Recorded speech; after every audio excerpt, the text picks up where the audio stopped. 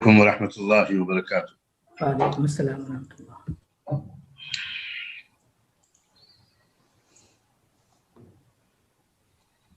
بہت ہی مفید گفتگویں ابھی تک سننے کو ملی اور یقیناً مجھے تو اعتراف ہے کہ میری معلومات میں اضافہ ہوا۔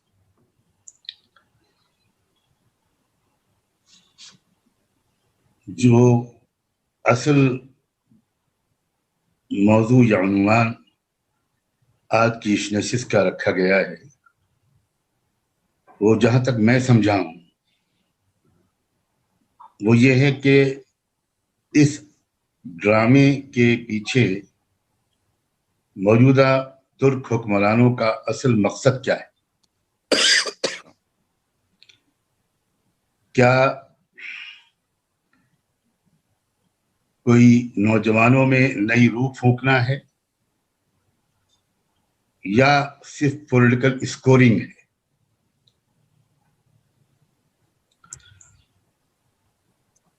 میرا احساس یہ ہے کہ یہ موضوع ابھی تشنہ رہ گیا ہے۔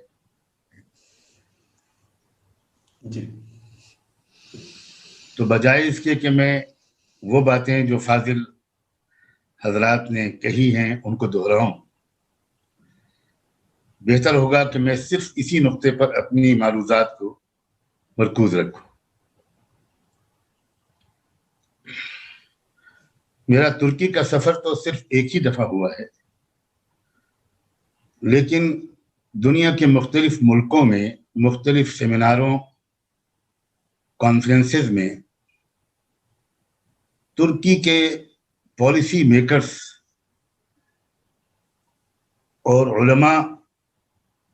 دانشوروں اور پولیٹیکل لیڈرز سے مختلف موقعوں پر ملاقاتوں کا اور تفصیلی تبادلہ خیال اور استفادے کا مجھے موقع ملا۔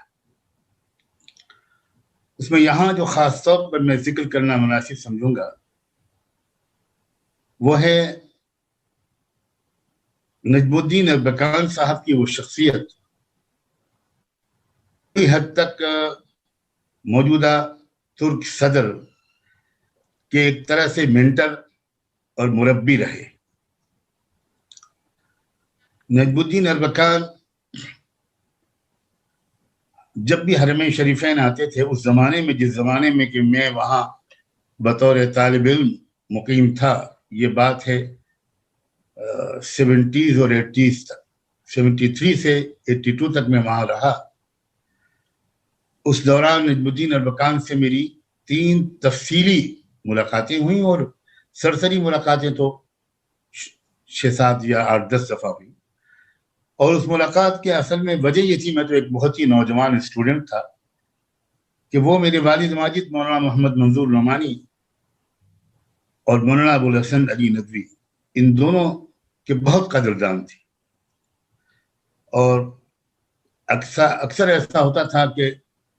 رابطہ عالم اسلامی کی فاؤنڈرز کمیٹی کے جس میٹنگ میں یہ دونوں حضرات انڈیا سے جاتے تھے، اسی میں شرکت کے لیے بحیثیت فاؤنڈر ممبر اربکان صاحب بھی آتے تھے، اور مجھے ان کی خدمت کی سعادت بھی حاصل ہوتی تھی۔ حرم شریف میں بھی کئی مرتبہ ان کے ساتھ لمبی نشستیں ہوئیں اور ہوٹل کے کمروں میں بھی۔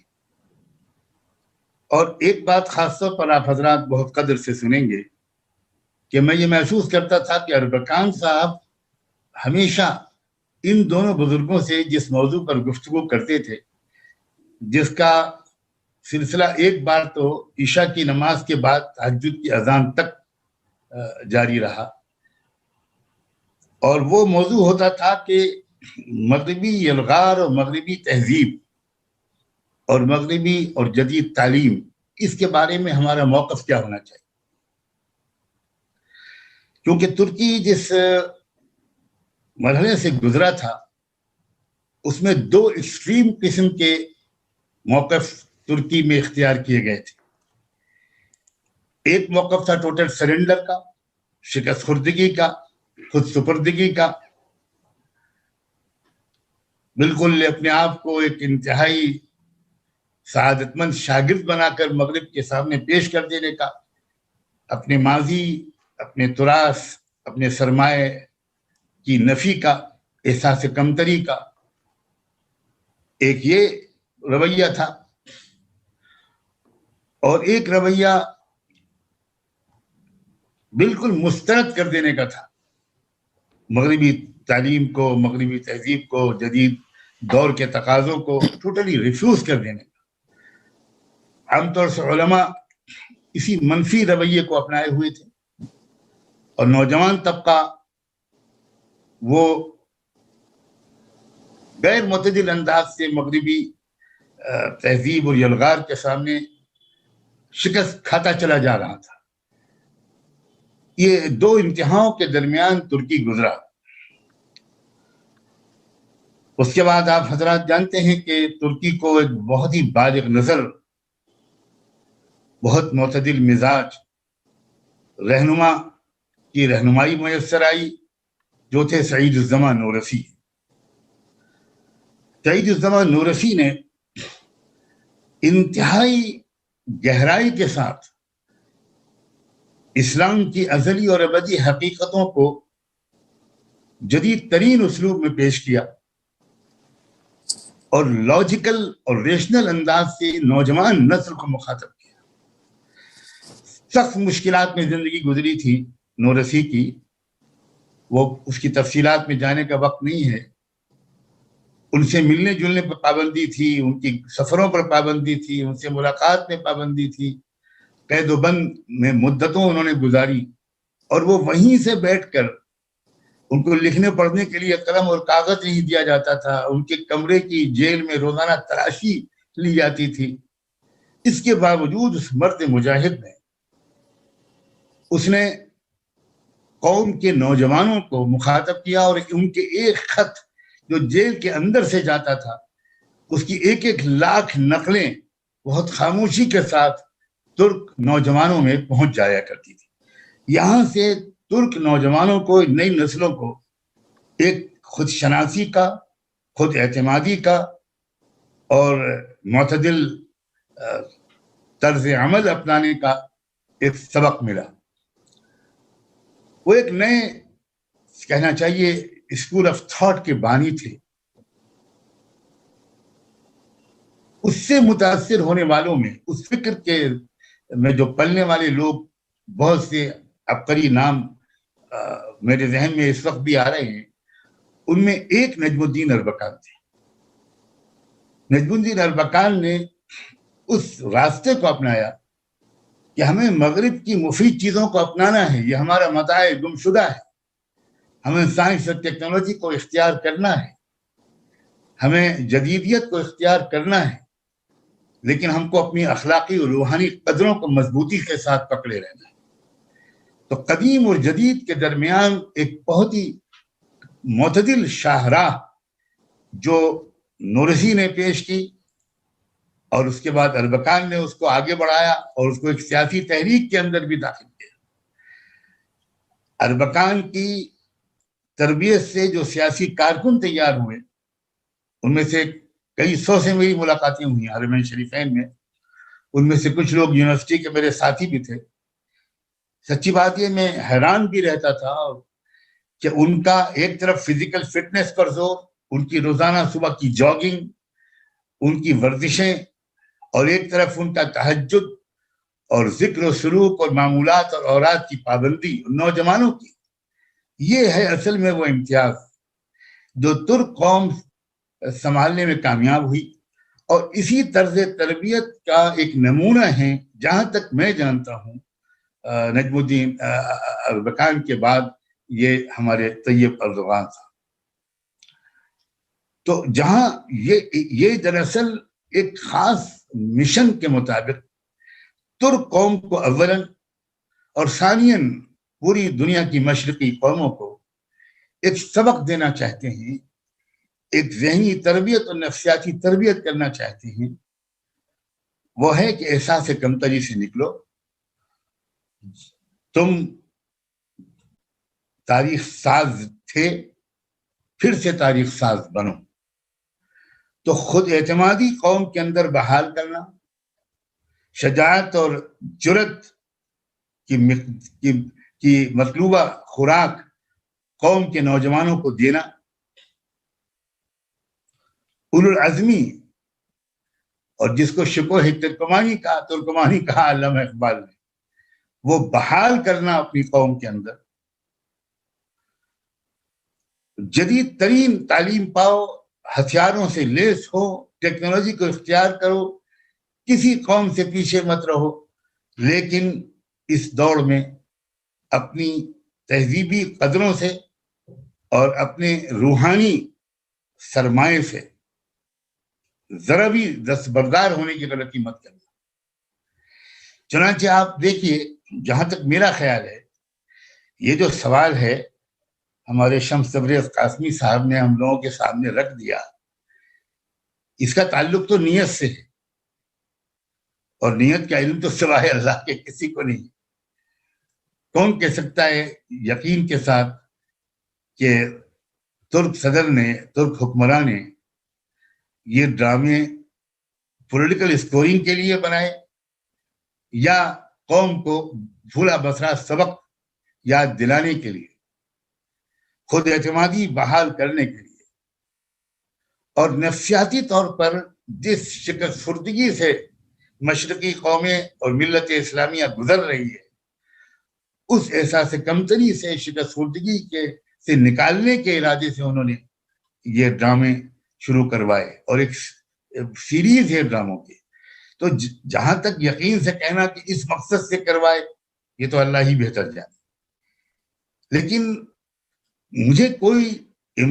جواز اس بدگمانی کا کم سے کم مجھے نظر نہیں آتا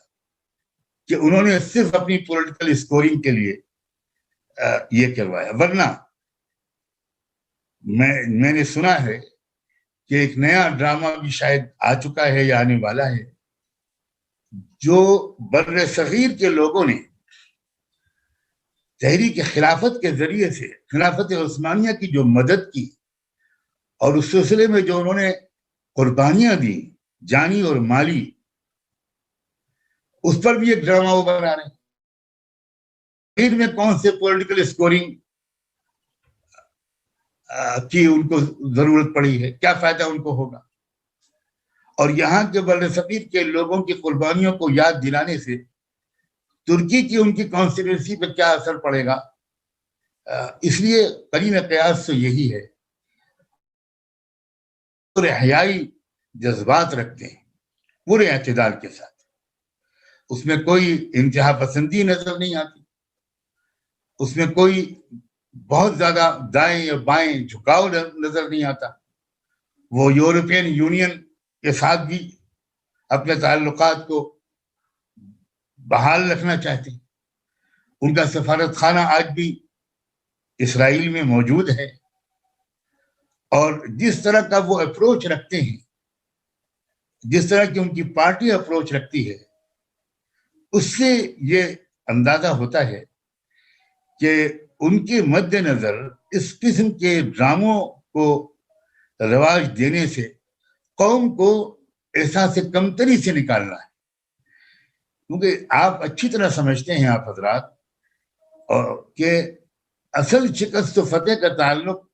نفسیاتی کیفیت میں ہوتی ہے۔ جنگیں جیتی جاتی ہیں خود اعتمادی کے بلبوتے پر، اور ہاری جاتی ہیں جنگیں احساس کمتری کی وجہ سے، ذہنی مروبیت کی وجہ سے۔ تو ترکی ہی پر سب سے پہلے یہ حملہ ہوا تھا، ترکی ہی سب سے پہلے اس آزمائش کے دور سے گزرا کہ ہمارا مغربی تہذیب اور مغربی تعلیم کے ساتھ ہمارا رویہ کیا ہونا چاہیے۔ تو ترکی ہی کی یہ ذمہ داری بھی تھی اور استعداد بھی تھی، صلاحیت بھی تھی کہ وہ مشرقی قوموں کی رہنمائی کرے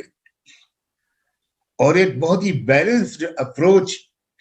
دنیا کے سامنے عملی طور پر برت کر اس کے کامیاب تجربے دنیا کے سامنے پیش کرے۔ میرا اپنا احساس طالب علمانہ یہ ہے کہ یہ جو ڈرامہ ہے، یہ ڈرامہ بھی ان کی اسی طرح کی کوششوں کی ایک کڑی ہے، اور ہم اس دور سے گزرے ہیں بر صغیر میں کہ اس وقت نسیم حجازی کے ناول خود اعتمادی کے اور احساس کمتری سے نکلنے کے لیے بہترین ذریعہ سمجھا جاتا تھا۔ عبدالحلیم شرر کے ناول اور اسی طرح مختلف اور تخلیق کاروں کی تخلیقات۔ اب یہ زمانہ ظاہر ہے کہ پڑھنے کا کم اور دیکھنے کا زیادہ ہو گیا ہے، تو انہوں نے یہ تجربہ کیا، اور میرا خیال یہ ہے کہ جو ریسپانس دنیا کے لوگوں نے دیا ہے تو شاید لوگ ان کی رائے کو درست ہی قرار دیں گے اور اس تجربے کو انکریج ہی کریں گے۔ میں اتنا ہی عرض کرنا چاہتا ہوں، میں کوئی مفتی تو ہوں نہیں، اور غنیمت ہے کہ کوئی فتویٰ مانگ کر ہم کو کسی آزمائش میں مولانا قاسمی صاحب نے مبتلا نہیں کیا۔ یہاں میں جان بوجھ کر صحافی قاسمی صاحب نہیں کہہ رہا ہوں، مولانا قاسمی صاحب کہہ رہا ہوں، تاکہ فتوے اگر ہم پر لگے تو ان پر بھی لگے، اور دفاع ہمارا یہ کرنے کے لیے کافی ہے۔ بہت بہت شکریہ، جزاکم اللہ۔